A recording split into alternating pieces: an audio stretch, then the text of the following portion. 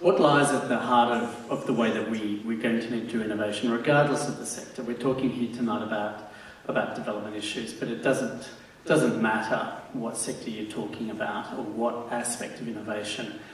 It comes down to new ways of tackling either old problems or emerging problems. And at the end of the day, it comes down to the broader your partnership base, the broader your collaboration network, the more likely it is you're going to garner the sorts of insights, and you're going to get that multidisciplinary approach that we've heard a number of people speak about tonight, to be able to pull that together.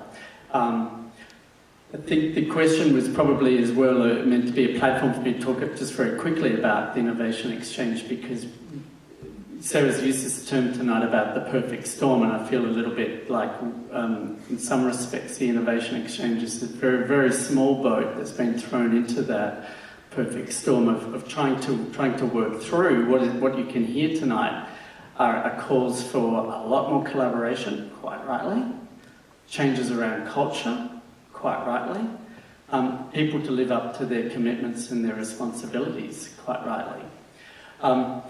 The InnovationXchange and the way that we've been asked to work by Julie Bishop places that idea of new partnerships at the core of its work.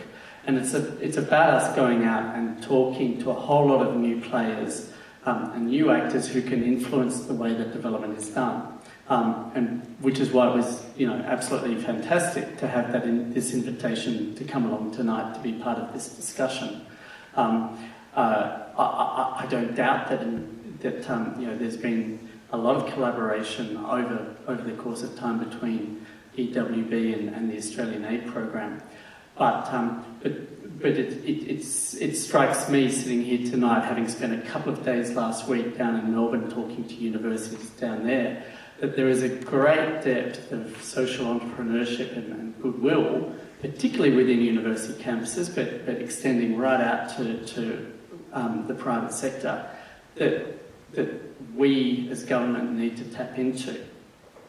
How do we do that? Well, a year and a half on in terms of the InnovationXchange, one of the ways that we've been trying to do this is by developing and running some challenges. And probably most of you are familiar with the format of a challenge, is where you go out with a development problem, a particular challenge that you define pretty carefully, and you invite responses. One we ran earlier this year was around Pacific humanitarian issues.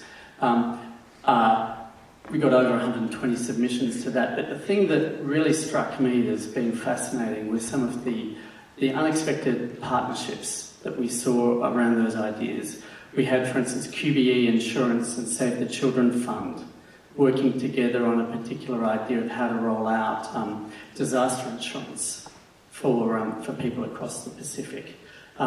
You had people providing solutions and ideas about the way that drones can be used to work out where the first response should be deployed.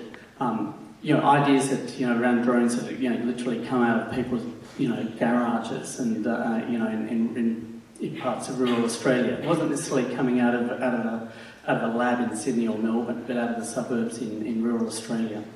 It was it really struck us that if you ask the right question and you put it out to a wide enough audience, the collaborations will happen and the ideas will come.